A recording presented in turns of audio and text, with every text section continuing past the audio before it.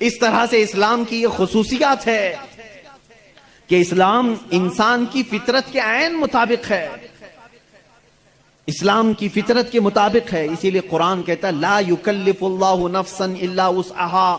میں آج چیلنج کرتا ہوں، ایک ایسا حکم لا کر کے دکھا دو، ایک ایسا حکم اسلام میں کہ جس میں ایسا لگتا ہو کہ یہ انسان کے لیے بھاری ہے۔ ایسا نہیں ہونا چاہیے، ایسا نہیں ہونا چاہیے تھا۔ اسلام نے اپنے ماننے والوں پر یہ پابندی کیوں لگائی؟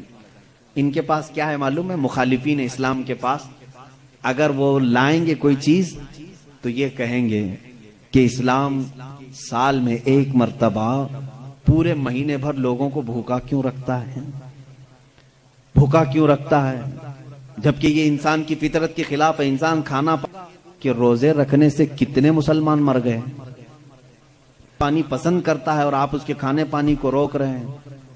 تو میں پہلا جواب تو یہ دوں گا، پہلی بات یہ ہے اگر ہر سال ایک مہینہ رمضان میں اسلام اپنے ماننے والوں کو روزے رکھواتا ہے تو پھر یہ مسلمانوں کا صفایا ہوتے رہنا چاہیے۔ اگر یہ صحت کے خلاف ہوتا تو، اگر یہ ہمارے جسم کے خلاف ہوتا روزہ رکھنا تو اسلام میں ہر سال رمضان کے ٹائم پہ لاکھوں کی موت ہو جانا چاہیے، بھوک سے مر گئے، بھوک سے مر گئے۔ اب تک تو اسلام ہی نہیں ہوتا 1400 سال سے۔ میرے عزیزو، اب میں آؤ ان کی نقلی دلیل بھی اگر بتا دوں، نقلی کا مطلب نقل کی ہوئی، ان کے جو ریسرچ اسکالر ہیں انہوں نے خود کہا ہے۔ آج میں 2-4 روز سے ڈائٹنگ پلان دیکھ رہا تھا کہ ڈائٹنگ پلان میں کیا ہوتا ہے جسم کو صحیح رکھنے کے لیے، فاسد مادات کو دور کرنے کے لیے۔ تو ایک بڑے ڈاکٹر کی ویب سائٹ میں پڑھ رہا تھا، اس ڈاکٹر نے 2 چیزیں کی ہیں، 2 چیزیں اس نے رکھی ہیں کہ اگر اپنے جسم کو 80 سال تک زندہ رکھنا اور صحت مند رکھنا چاہتے ہو تو 2 چیزوں کو اپنا لو کہ ہفتے میں 1 دن صبح سے لے کر شام تک اپنے جسم میں کچھ بھی نہ ڈالو۔ یہ ڈائٹنگ پلان میں ہے، موجود ہے، کچھ نہ ڈالو، صرف پانی پر رہو۔ اور ایک ڈاکٹر نے یہ لکھا ہے کہ گرینری، جتنی بھی گرین چیزیں ہیں، سبزیاں ہیں یا پھل ہیں، صرف صبح اور شام میں ہفتے میں 1 مرتبہ ایسا استعمال کرو، تمہاری صحت برقرار رہے گی۔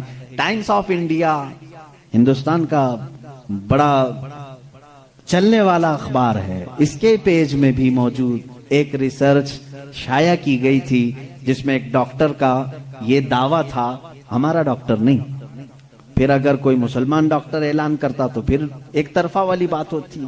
نان مسلم ڈاکٹر نے اپنے ریسرچ میں یہ کہا ہے کہ ہم نے بہت غور سے دیکھا کہ صبح سورج نکلنے سے پہلے سے لے کر شام سورج ڈوبنے تک اگر کوئی 1 مہینے تک اس طرح بھوک برداشت کر سکتا ہے تو اسے کینسر نہیں آئے گا۔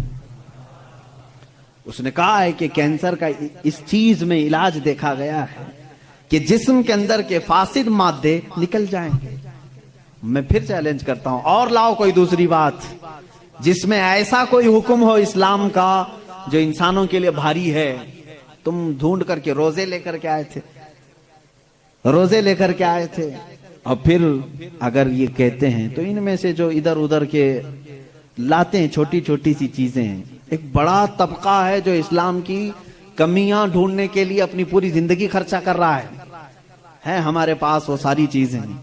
قرآن کو خوردبین لگا کے، مائکروسکوپ لگا کر کے پڑھنے والے لوگ ہیں کہ کہیں تو کچھ نکل جائے، مل جائے۔ ارے میاں، یہ کام تو عرب والے بھی کر چکے اس وقت، ان کو نہیں ملا، تم جاہلوں کو کیا ملے؟ وہ عرب تھے، عربی دان تھے، وہ نہیں لا سکے اس زمانے میں۔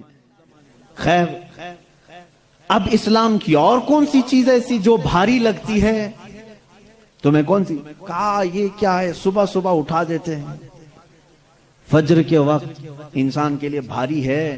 اور ایک مستشرق ہے، مستشرق اس کو کہتے ہیں جو اسلام کی تعلیمات پوری حاصل کرتے ہیں لیکن ہوتے یہودی اور عیسائی۔ اس میں سے ایک نے کہا، اعلان کیا کہ اسلام میں یہ زیادتی لگتی ہے مجھ کو کہ صبح کی نیند بہت اچھی ہوتی ہے اور اس وقت یہ اٹھا دیتا ہے، اور ان کے اوپر پابندی فرض ہے، وہ بھی ایسا نہیں کہ مستحب ہے، کرو تو چلے، نہیں کرے تو چلے۔ اس نے دعوے میں یہ بھی لکھا ہے کہ یہ میں اپنے سے نہیں کہتا کہ یہ بھاری ہے، بلکہ خود مسلمان بھی یہ کہتے ہیں، وہ فجر میں نہیں جاتے، اس نے سارے مسلمانوں کا حوالہ دیا اور لکھا کہ دیکھو جا کر کے ان کی مسجدوں میں فجر میں یہ لوگ نہیں آتے. اس کا مطلب ہے کہ یہ بھاری چیز ہے جو اسلام نے ان کے اوپر ڈال رکھی ہے. یہ بھاری چیز ہے اسلام نے ڈال رکھی ہے. مجھے اسی وقت فوراً یہ کلک ہوا کہ ٹھیک ہے، یہ تو ان لوگوں کی سستی اور کاہلی ہے جو انہوں نے اپنے طور پر اپنے جسم کو ایسا بنایا ہے، ورنہ فریش رہنے والے ہر انسان کو ہم نے دیکھا ہے کہ وہ فجر میں جاگنگ کے لیے نکلتا ہے. جو فریش رہنے والا ہے، جو اپنے جسم کو تندرست رکھتا ہے، ڈاکٹرز ہوں یا دیگر جو بڑے بڑے طبقے کے لوگ ہوں، سب کو ہم نے دیکھا کہ آپ ایکسرسائز کے لیے سب سے سوٹیبل وقت کون سا سمجھتے ہیں تو کہتے ہیں فجر کا وقت. صبح ٹھنڈی ہوا ہوتی ہے، جسم کے اندر بہت اچھی فیلنگ آتی ہے. میرے عزیزوں بتاؤ، آخر اسلام نے اپنے ماننے والوں پر احسان کیا ہے یا زیادتی کی ہے؟ یہ اسلام چاہتا ہے کہ یہ فریش رہیں، اپنی طبیعت کو خوشحال رکھیں. بلکہ وعدہ بھی یہ کیا گیا ہے کہ جس نے فجر کی نماز پڑھی اللہ تعالیٰ پورے دن اس کو مصیبتوں سے محفوظ کرے گا. فرشتے اس دن کا رزق اسے دے کر برکتیں ساتھ دے کر کے جاتے ہیں. تم کہتے ہو یہ زیادتی ہے.